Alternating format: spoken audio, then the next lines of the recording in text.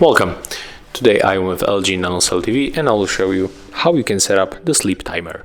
So the first you have to go for your remote control and click on the settings button. Tap on the all settings. Move to the general. Right now you have to go for the time and click for the timers. So as you can see, we can set the sleep timer as I said before.